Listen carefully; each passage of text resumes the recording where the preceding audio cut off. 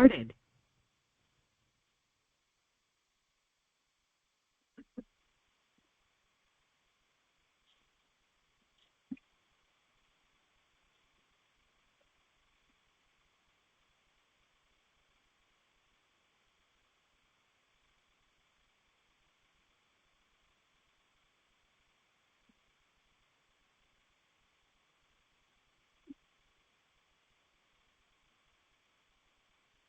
नमो लोये सौहरिहन्ताणं नमो लोये सौहृदानं नमो लोये सौभागिर्यानं नमो लोये सौज्यायानं नमो लोये सौत्रिकावती सावनं ओंकारमिन्दु संयुक्त नित्यं जयन्ति योगिनः कामदमोक्षदं चैव ओंकाराय नमो नमः मङ्गलं भगवान् विष्णु मङ्गलं गौतमोऽग्नि मङ्गलं कुन्कुण्डारि विजेन्द्रमोसुमङ्गलं नमः समरिसाराय स्वानुभूत्या चकास्ते चित् स्वभावाय भवाय सर्वाः कृपावनिदाता।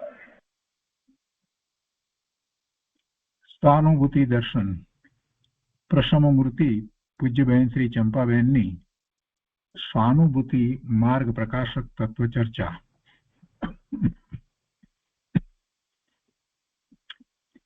એટલે સ્વાનુભૂતિ દર્શન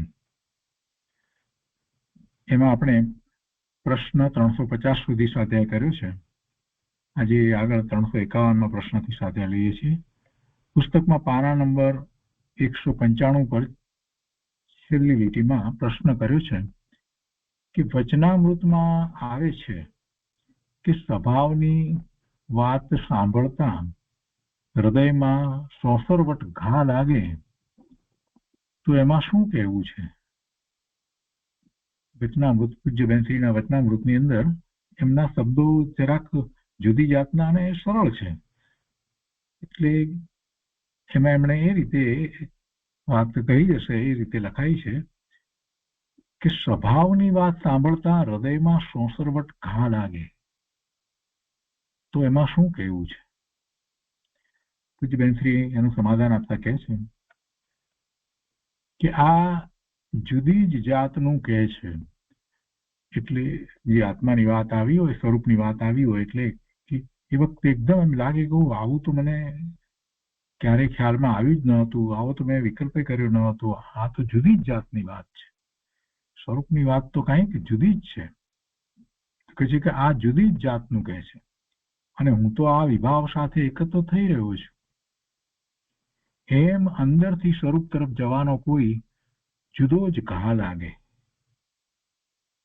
અને તે સોસરવટ લાગી જાય. કરે અત્યાર સુધી મેં શું કર્યું? અત્યાર સુધી આ પરિભ્રમણ કર્યું અને એમાં જ ઉભો રહ્યો છું. એમ ઘા વાગે અને પોતા તરફ જવા માટે પુરુષાર્થ અંદરથી ઉપડી જાય. ગુરુદેવની વાણીનું પ્રબળ નિમિત્ત હતું. પૂજ્યબેન શ્રી કહે છે કે ગુરુદેવની વાણીનું પ્રબળ નિમિત્ત હતું. વાણી સાંભળતા અપૂર્વતા લાગે તો ભેદ જ્ઞાન થઈ જાય એવો ઘા વાગે. અંદરથી પોતે જુદો પડી જાય.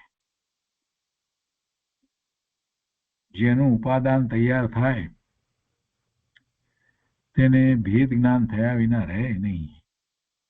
તેવું પૂજ્ય ગુરુદેવનું નિમિત્ત હતું. એમની વાણી એવી હતી અને એમ સાંભળે ત્યારે ખ્યાલ આવે કે આવો તો મને વિચારે નહોતો આવ્યો. મેં તો આ જીવન આમને આમ પૂરું કરી નાખ્યું. ધર્મના નામે હું શું કરી રહ્યો છું? આ ભવના ભ્રમણ આનો અંત તો ગુરુદેવ કહે છે આ રીતે એમ જ આવે. એમ અંદરમાંથી લાગી જાય એટલે બધું છોડી અને સ્વ તરફ વળી જાય.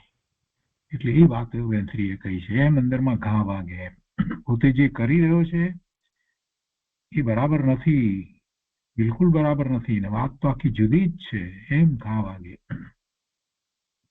તો એ 351 પ્રશ્નનું સમાધાન થયું. એ પછી 352 પ્રશ્ન છે. કશાયની મંદતા થાય, ક્રોધ, માન, માયા, લોભ અને 9 પ્રકારના 9 કશાયો, એની મંદતા થાય ત્યાં શાંતિ વેદાઈ જાય છે.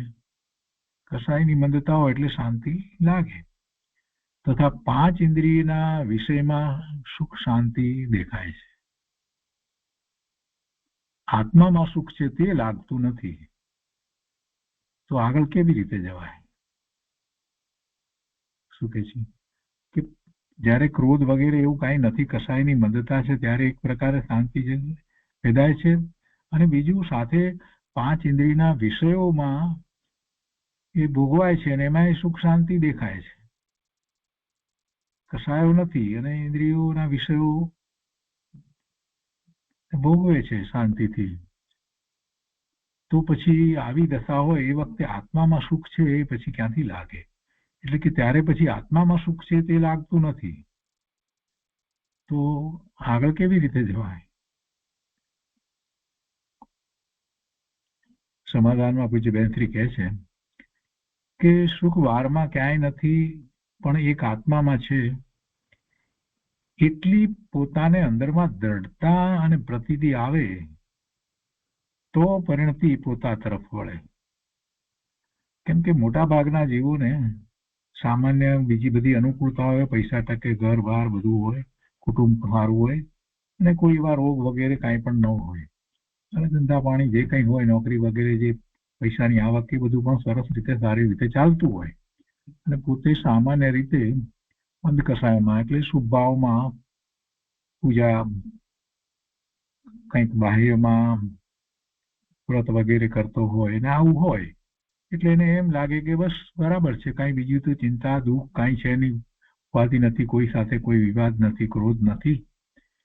અને છતાંય પાછા જે વિષયો જે છે 5 ઇન્દ્રિયના વિષયો તો એ ભોગવે, એમાંય કાંઈ કોઈ રીતે વિક્ષેપ ન પડતો હોય, એટલે એને આત્મામાં સુખ છે એ તરફ દ્રષ્ટિ કેવી રીતે જાય?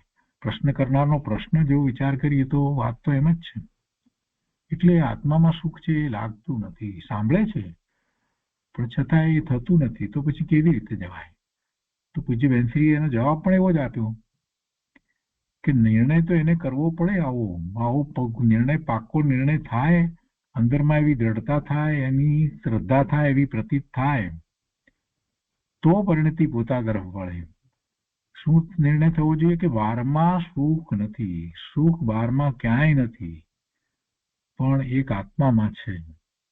હવે આવું કેવી રીતે થાય? તો કે શાસ્ત્ર અભ્યાસ, વારંવાર વિચાર કરે, વારંવાર એની એ વાતને સાંભળે કે આટલું બધું, આટલા બધા આચાર્ય ભગવાને કહ્યું છે, તો ગુરુદેવ રોજ આ સમજાવે છે, તો બધા જ મહાપુરુષો આ જ વાત કરે છે કે આત્મામાં સુખ છે, તો જરાક તો હું વિચાર કરું કે આટલા બધા કઈ મને ગેરમાર્ગે દોરવા માટે તો કહેતા ન હોય, બધાએ આ જ વાત કરી છે, તો એમ કરી અને જરાક વિચાર કરતો થાય અને સ્વરૂપની રુચિ થાય, પછી અંદરમાં એવી દ્રઢતા થાય અને નક્કી થાય કે ના, ખરેખર આત્મામાં જ સુખ છે.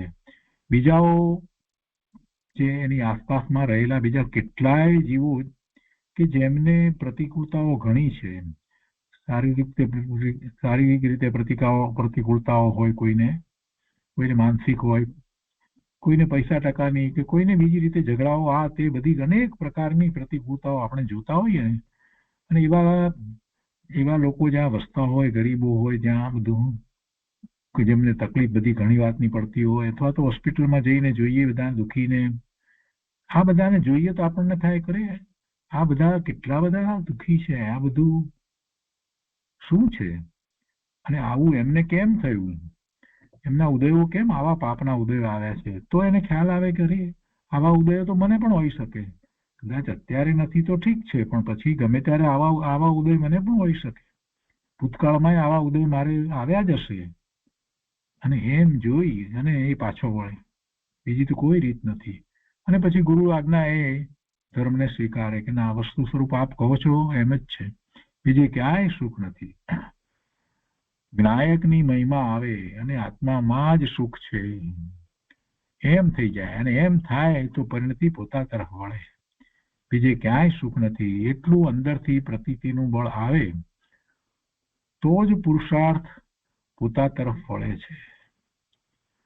અનાદિનો તેને અભ્યાસ છે, તેથી બહારમાં શાંતિ લાગે છે અને ક્યાંક ક્યાંક રોકાઈ જાય છે. અનાદિનો આવો જ અભ્યાસ છે એને, પોતાને કાંઈક અનુકૂળતાઓ વગેરે છે અને 5 ઇન્દ્રિયના વિષયો જે છે એ ભોગવે છે, એની પણ અનુકૂળતાઓ છે, એટલે એને કસાયો નથી એ વાત. મંદ કસાય છે, તેથી એ બહારમાં શાંતિ લાગે છે અને એમાં ને એમાં એ રોકાઈ જાય છે, ક્યાંક ક્યાંક રોકાઈ જાય છે. પેન્થરી કહે છે કે કાંઈ ન હોય, વિકલ્પ પણ ન હોય, કાંઈ ન હોય, વિકલ્પ પણ ન હોય અને એકલું ચૈતન્યનું અસ્તિત્વ હોય, તે મારે જોઈએ છે, તેમાં જ બધું ભરેલું છે, તેવી પ્રતીતિનું બળ અંતરમાંથી આવે તો તે આગળ જાય છે. આવી પ્રતીતિનું બળ આવવું જોઈએ. બસ મારે તો એક ચૈતન્ય મહાપ્રભુ પોતે ભગવાન આત્મા છે, એ જ જોઈએ, એ જ પ્રગટ કરવો છે, એ સિવાય બીજું કાંઈ જોઈતું નથી. આ બીજું બધું જે છે એ નહીં, એ નહીં, એમાંનું કાંઈ મારું છે પણ નહીં. આમ થવું જોઈએ, એવું બળ અંદરમાંથી આવવું જોઈએ. એવી પ્રતીતિનું બળ અંદરમાંથી આવે, અંતરમાંથી આવે તો તે આગળ જાય અને સાચો પુરુષાર્થ થાય. તો એ 352માં પ્રશ્નનું સમાધાન થયું. એ પછીથી પ્રશ્ન છે, બાહ્ય પ્રવૃત્તિમાં અશુભમાંથી શુભમાં જાય ત્યાં એવો રોકાઈ જાય છે કે આત્માને ગ્રહણ કરવાનું બાજુમાં રહી જાય છે. શુભ પ્રવૃત્તિમાં એવો રોકાઈ જાય છે કે આત્માને ગ્રહણ કરવાનું બાજુમાં રહી જાય છે. તે કદાચ પુરુષાર્થ કરે તો 2-4 દિવસ ચાલે, પછી છૂટી જાય છે. તો શું કરવું? બહુ સાચી વાત છે. સતત એવા મહાપુરુષો, આત્મજ્ઞાની મહાસંત, 7મા 6ઠા ગુણસ્થાનની દશામાં હોય એવા મહાસંતનો સતત સમાગમ રહે, એમની નિશ્રા સતત પ્રાપ્ત થાય તો જ જીવ પાછો ન પડે, ભૂલો ન પડે. 2-4 દિવસમાં પછી ભૂલો પડી જાય છે એને ના થાય. બાકી તો મોટા ભાગે જ્યારે જ્યારે એવી વાણી વગેરે કંઈક સાંભળે થોડા દિવસ અને પાછો એ પ્રમાદમાં પડી જાય છે. આ તો બનતું આવ્યું છે. એટલે એ વાત કહે છે કે અશુભમાંથી શુભમાં જાય એક તો એક હોય અને પાછો શાસ્ત્ર અભ્યાસ કે આ બીજું પણ કંઈક સાથે કરતો હોય એટલે પછી જે કરવાનું છે, આત્માને ગ્રહણ કરવાનું છે, એ રહી જાય છે. આત્માને ગ્રહણ કરવાનું બાજુમાં રહી જાય છે. ને કદાચ વળી એવું કંઈક પ્રવચન આવ્યું, એવું કંઈક સાંભળવામાં આવ્યું તો 2-4 દિવસ બરાબર જોરમાં રહે, ધ્યાન વગેરે બરાબર કરે, બસ ભેદ જ્ઞાનનો અભ્યાસ કરે, પણ પાછો એ પ્રમાદમાં પડી જાય છે, છૂટી જાય છે. તો શું કરવું? પ્રશ્ન બહુ સરસ છે. પૂજ્યબેનશ્રીએ એનું સમાધાન આપ્યું છે કે અનાદિનો વિભાવનો પ્રવાહ ચાલે છે. પેલું તો કારણ સમજાયું કે શા માટે આ થાય છે, અને કારણ સમજીએ તો જ ઉપાય થાય ને. પૂજ્યબેનશ્રી કહે છે કે અનાદિનો વિભાવનો પ્રવાહ ચાલે છે, એટલે પોતાની તરફ પરિણતિનો પલટો કરવો તે બહુ મુશ્કેલ પડે છે. અનાદિથી આ જ ચાલી રહ્યું છે. અનાદિનો એ બારમાં ને બારમાં જ રોકાઈ રહ્યો છે, અને એમાં જયારે શુભભાવ વગેરે હોય તો એ ભૂલી જાય છે, પોતાના સ્વરૂપને ભૂલી જાય છે. આ એક પ્રકારે તો પ્રમાદ જ છે. અનાદિનો વિભાવનો પ્રવાહ ચાલે છે એટલે પોતાની તરફ પરિણતિનો પલટો કરવો તે બહુ મુશ્કેલ પડે છે, અને મંદ કસાયમાં એમ ને એમ ચાલ્યો જાય છે. પરિણતિનો પલટો કરવા માટે તીખો પુરુષાર્થ કરે તો થાય. તીખો કહેતા અપૂર્વ પહેલા કર્યો ન હોય એવો જોરદાર પુરુષાર્થ કરે તો થાય. પરિણતિનો પલટો કરવા માટે પોતાની પરિણતિ જે 12માં ને 12માં રહી છે, ઉપયોગ 12માં ને 12માં જ રહ્યો છે, એને પરનું લક્ષ કરી અને જે પરિણતિ ચાલી રહી છે એનો પલટો કરવા માટે ઉપયોગની દિશાને ફેરવીને સ્વ તરફ વાળે તો પરિણતિ પલટી જાય.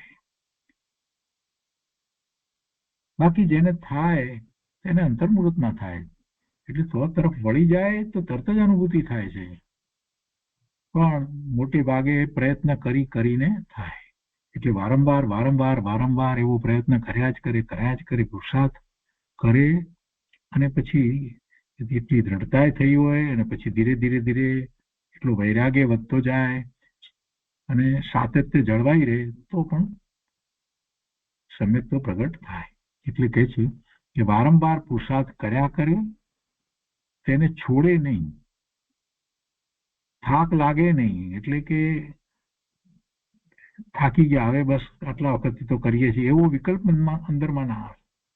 છોડે નહીં, કર્યા કરે, ધીરજ પણ રાખે અને પુરુષાર્થમાં જોયા કરે કે કેવો થઈ રહ્યો છે પુરુષાર્થ, પોતે ક્યાં અટકે છે, ક્યાં રોકાય છે, પોતાની પરિણતિને જોયા કરે અને એ પ્રમાણે ફેરફાર કરે. સ્વતરફમાં વધારે ને વધારે પુરુષાર્થ કરે તો તેમાં કોઈ વાર તીખો પુરુષાર્થ થવાનો પ્રસંગ બનતા સ્વરૂપની પ્રાપ્તિ થઈ જાય છે.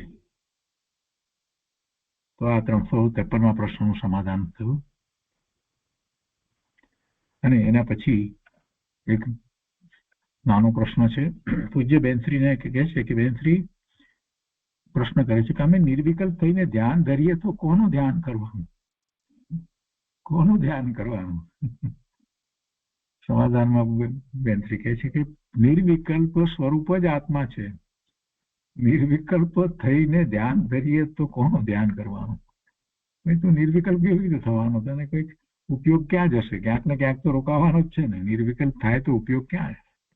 અહીંયા સ્પષ્ટતા કરી છે કે નિર્વિકલ્પ સ્વરૂપ જ આત્મા છે, તેની પ્રતીતિ પહેલા કરવી, એની શ્રદ્ધા કરવી, એવાનો નિર્ણય કરવો અને એ એવો આત્મા હું છું ને એ એવો આત્મા હું છું એટલે હું વિકલ્પથી જુદો છું એવું ભેદ જ્ઞાન કરે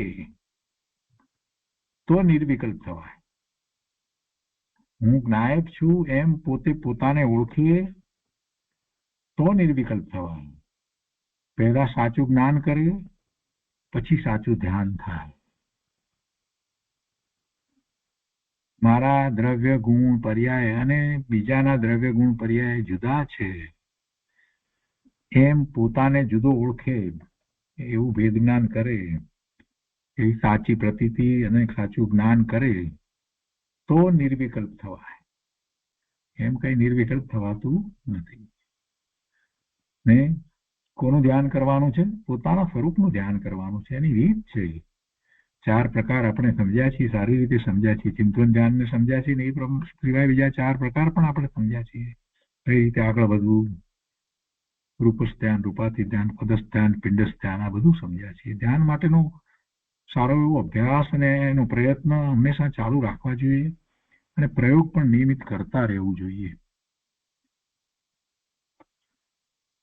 તો આજનો સ્વાધ્યાય આપણે અહીંયા સુધી રાખીએ છીએ, 354મા પ્રશ્ન સુધી.